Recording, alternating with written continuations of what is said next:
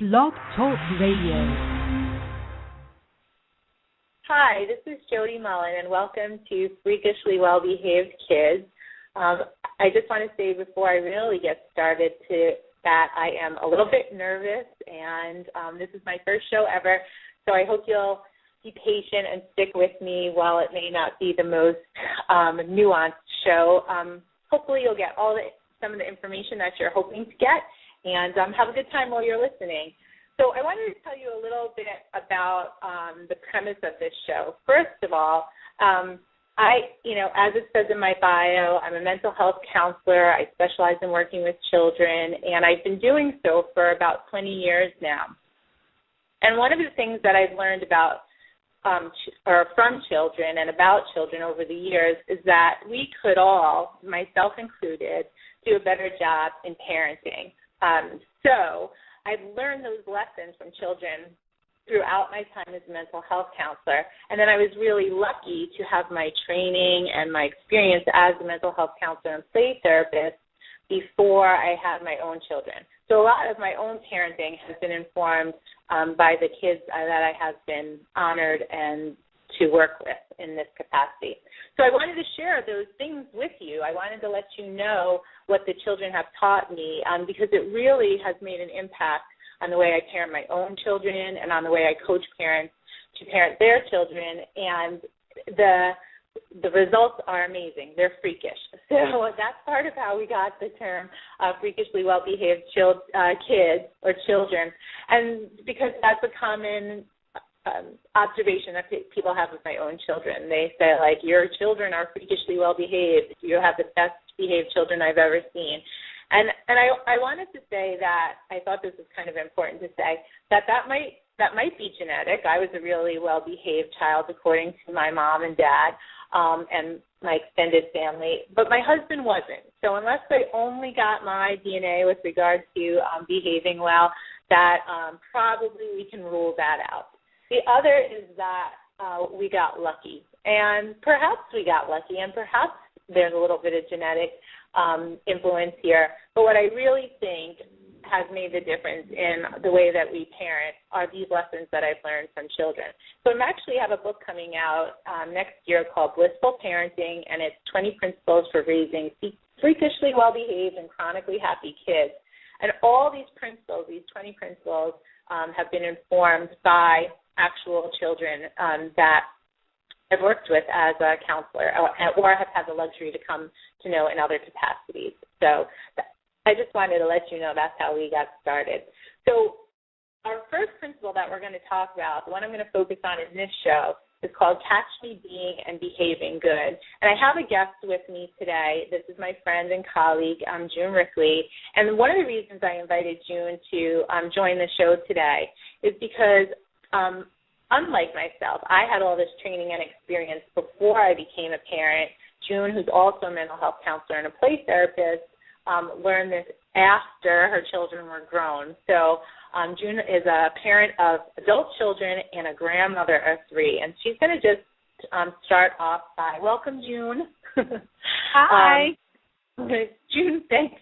She's just going to start off by talking a little bit about what it's like when you raise children without knowing these basic principles that we've learned from kids. So would you go ahead, June, and tell us a little bit about that? And thank you very, very much for doing this. Okay, no problem. Oh, boy, do you really want to know what it's like with what it was like before I learned all of this? I do. I guess I would have to first of all say that luckily I have raised 3 very wonderful people, and seeing my oldest be a father, he and my daughter-in-law are wonderful parents. My other 2 children they're great people. So I want to first preface this by saying that I think the difference is that I could have gotten them to this point possibly a little easier than I did. Uh-huh. I think there are many times that I think about as I learned about children and the culture of childhood and about really getting into a child's world, that there were many times where I felt bad that I didn't know this stuff when my own kids were growing up. Yeah, thank you for saying that. As you're saying that, I'm thinking even yesterday, I teach a course, an introduction to play therapy course at SUNY Oswego, where I'm a professor, and about half of those people in my course are already parents.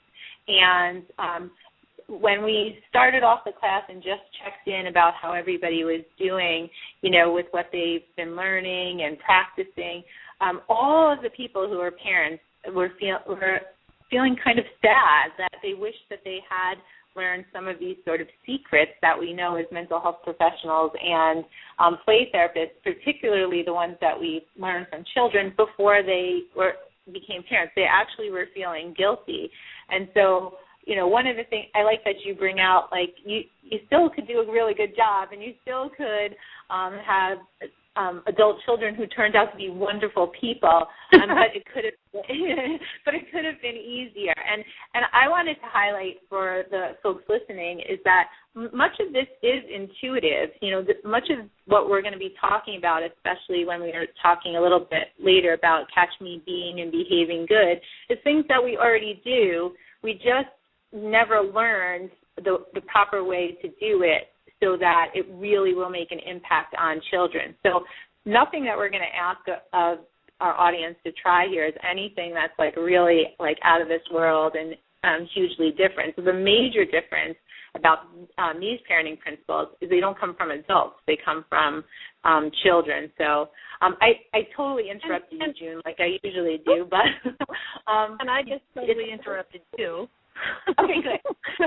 And I think when you said that, the principles, I think the way I see the principles as being different in the way that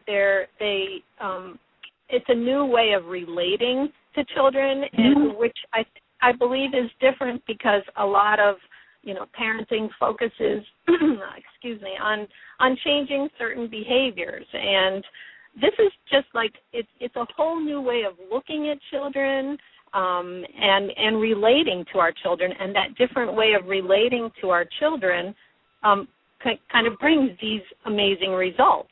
And that's I think going back to when my own kids were young, I think the focus, and I think I focused a lot on their behaviors, and when you think about trying to get a child to do a certain thing or not do a certain thing, if you target a certain behavior, well, then more behaviors are going to come up that you just have to deal with each one of those.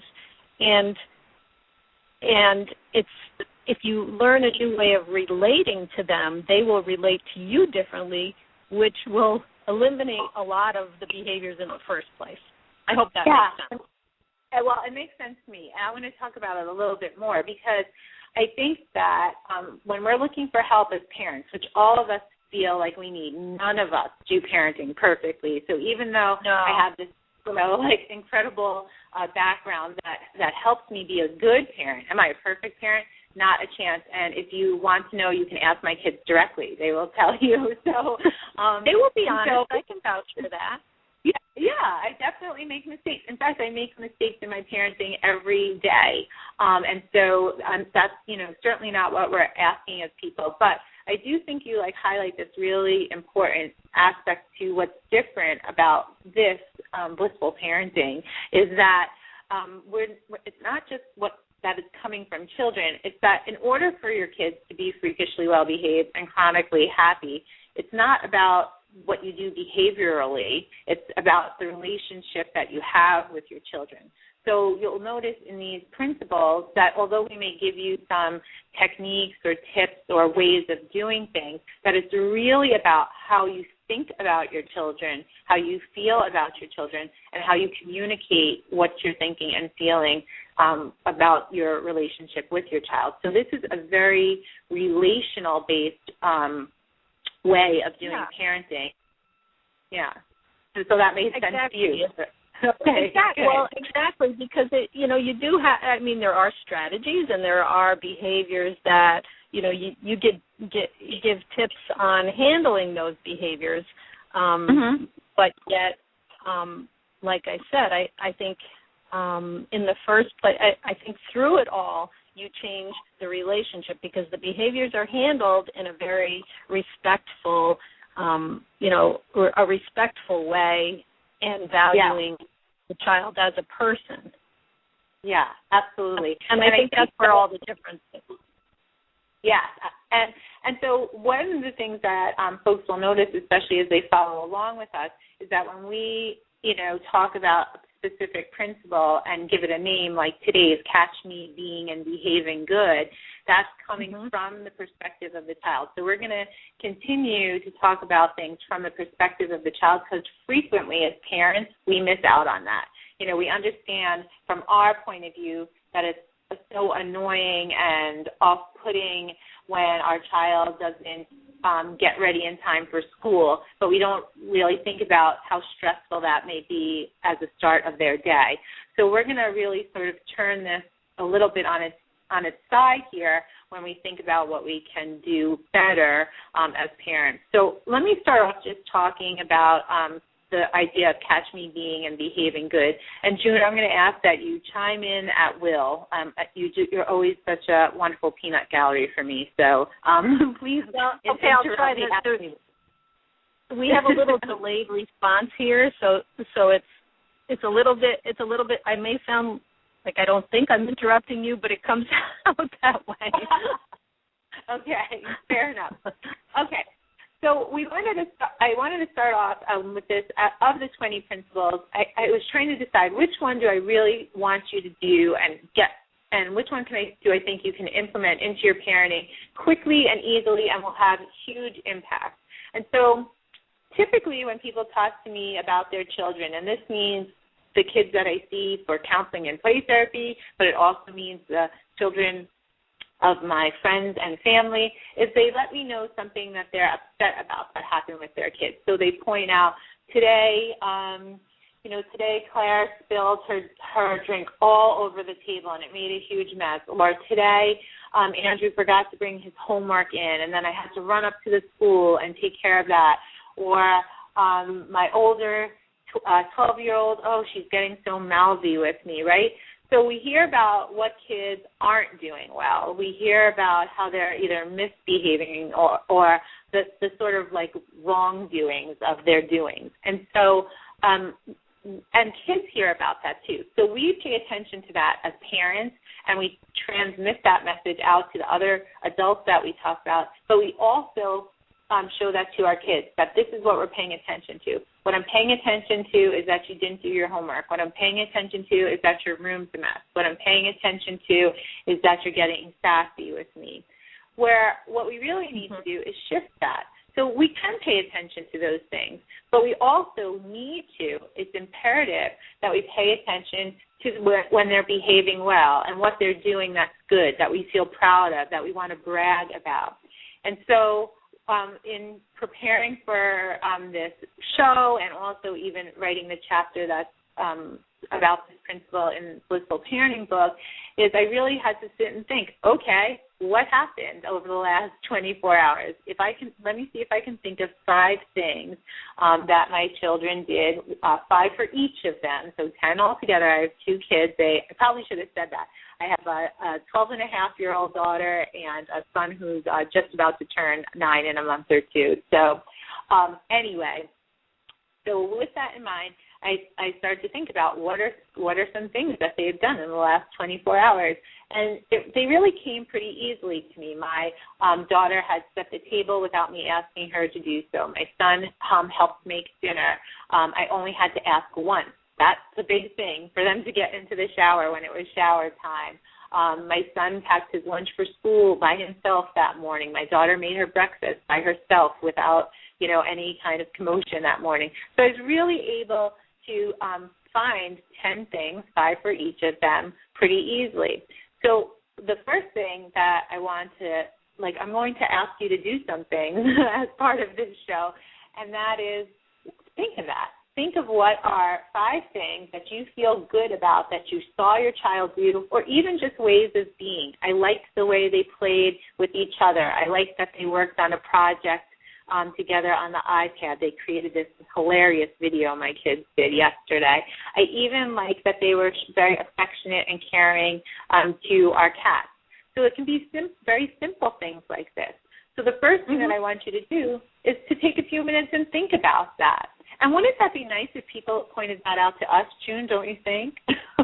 Oh, even as adults?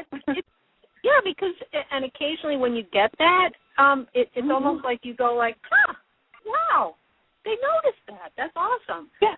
I think what you're saying is so important. It's almost like training people to kind of like, or training parents to kind of shift their, look through a different lens rather than the lens of, oh, my gosh, what are they going to do that's wrong now? What are they going to do that is going to create, a hassle for me or annoy me? Instead of that, change that lens and try and find, even if it's difficult, you might have a kid who's totally out of control, but there's got to be something in there that he's doing well. Yeah, one of my mentors, her name's Athena Drew. She's very well known and regarded play therapist. She said that if nothing else, in every single person has a nice smile. So if your child is not well behaved yet, and if you're really struggling to find that, at the very least, you can say that they have a nice smile, and that becomes the beginning of your list. But the way that I think about this is you're kind of like a detective, and this is the most important case of your life. You have to find things that you appreciate and feel proud about, and maybe even admire in your children. You have to do that. You have to do that in order for your relationship to really blossom and have children who want to be well behaved and make that choice regularly. So and I think it can also, in doing that, in the experience I've had with parents, in doing that, in kind of them adjusting their lens a little bit, it becomes kind of in certain instances, in most instances that I've had, it's become like a really an emotional thing for them, because they, a few of them have said I never even noticed that about them, and I'm kind of it's almost like they're rediscovering their child, because if they've been viewing the child through that, oh my gosh, he's such a pain, or he keeps doing this, and I have no, whatever it is, it's an emotional thing, because that reconnecting and that viewing them, they learn things that if they're looking through a different lens, they would never learn. And I think, too, I love that you highlight that, because I think that what happens then is this cycle, is that they start feeling better, they start noticing these things, positive things about their children notice that they're noticing, and then their children, increase that behavior. That's, really what positive reinforcement is about. But it also, they feel, the parents themselves feel better about not just their kids, they feel better about themselves and their job as a parent. And I think, both of us could say, as, people who collectively we've worked with thousands of children over the last, collectively 30 years almost, is that, one of the things that we can say collectively is that when parents bring their kids to us as mental health counselors and play therapists, they often feel ashamed and guilty, and they say, I've screwed up my kid, don't they? And so this gives them an opportunity to start feeling good about their parenting and themselves too, and it really changes. The impact is very quick, and it changes the whole family dynamic. So it's so simple, and it's it's not brain surgery. I mean, it's such a simple thing to do. So it really is, and if parents have the patience and the willingness to do this, it really can not only help their child, but it also they grow. The parent themselves grow from this experience. Yeah, and that is I can just say in our roles as mental health counselors and play therapists and parent coaches, I mean, that's what's so rewarding. And I think that was, like, for me, the whole impetus behind even wanting to do this show is that I can only help directly the children who I see in counseling and play therapy, but I know we can help so many more children feel loved and respected by helping their parents feel good about their parenting and making some small changes in what they do, and also honoring the things that they're already doing well. And I think for those of you who are parents out there and listening, is that, you know, that is part of this, is recognize that, you know what, sometimes I do that, and I've tried that, and we're asking you to really make an investment in it, and it takes, there's lots of good research out there that shows it takes about a month, and that means on a daily basis, doing something differently to really make change happen. So that's the kind of commitment you need to make this. But if 1 month of doing this can make you, your child, feel better, then certainly that's worth it. So you do have to put some time in. But the other piece of this is I just want to talk for a minute about the behavioral part. And by behavioral part, I'm not talking about the kids' behavior. I'm talking about your behavior as a parent. So what I mean by that is that I can catch my kids doing all these, things that I feel proud and good about, instead of always focusing on catching them on what they're not doing or not doing well or misbehaviors. But I actually have to let them know that I've caught them. So, it's one thing to say, like, it's so cool that my son makes his own lunch for himself, as a third grader in the morning. But to say to him, Andrew, I really love that you make your own lunch for yourself in the morning. That's so responsible of you. That's the different story. So you have to really take it to that level. You have to make sure you are communicating that, to your child. And I'll just tell a quick story. I did a practice for this show over the weekend, and my daughter, my 12-and-a-half-year-old daughter, acted as my caller. And, so I said, I had her pretend to be a parent, and I said, so, what are some things you noticed in your own kids? And, of course, she couldn't answer that question because that was well out of the realm of her abilities to pretend. So then I asked her, were there any things that you wish your parents noticed about you that would have made you feel even better about yourself? And without skipping a beat, she said, I'm a good listener to my friends, and I'd like if you noticed that. And it was just such this cool moment, particularly because we were practicing for this show, but even more so because that wasn't something I knew or noticed or even knew about my daughter. So these moments create even deeper relational opportunities for parents and children. And, I like that just kept me going all day long. I felt so good, not just about my daughter, but how she felt safe enough to communicate that to me. And it was just a very, very positive experience. So I just wanted to share a little story with you. June, did you have anything that you wanted? I just talked for a long time. Did you have anything you wanted to comment on? I think just what I have also noticed is that a lot of the parents that I deal with, coming for help is not an easy thing, and accepting that you need help is an easy thing. And so, and I look at those parents as being they're brave. They're brave to kind of to realize that something isn't going right and to want to make things better. And I think realizing as I talk to them, I tell a lot about my parenting bloopers, and I could write a book about parenting bloopers.